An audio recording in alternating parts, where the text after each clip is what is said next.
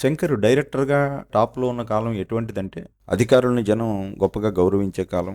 అలాగే రాజకీయ నాయకులను కూడా ఎంతో రెస్పెక్ట్‌తో చూసే కాలం. ఒకప్పుడు ఎమ్మెల్యే గారు కారు దిగుతుంటే, ఆ కారుని కూడా ఎంతో గౌరవంగా చూసేవారు. నిజానికి ఈ తెలుగుదేశం పార్టీ సినిమా టచ్ తోటి రాజకీయాల్లోకి ఎంటర్ అయ్యే వరకు కూడా, రాజకీయ నాయకులకి ఎక్కువ రెస్పెక్ట్ ఉండేది. ఇది నిజం. ఇది తెలుగుదేశం పార్టీ ఏదో తప్పు చేసిందని కాదు గానీ, మరీ జనానికి రాజకీయం అన్నది మరి చేరువైపోవడం తప్పా రైటా అన్నది వాదించొచ్చనుకోండి.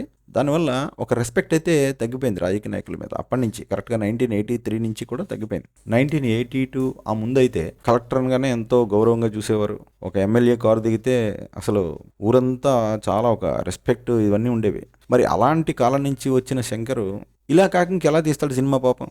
ఇప్పుడు మనమా రాజకీయ నాయకుల్ని గౌరవించం, కలెక్టర్‌ని గౌరవించం.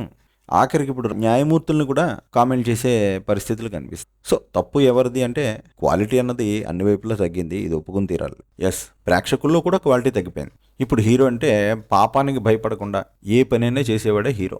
అంటే ధైర్యం ఒక్కటే ఇప్పుడు హీరోయిజం. నీతి అన్నది విషయమే కాదు. జనం కూడా దానికి సెట్ అయిపోయారు.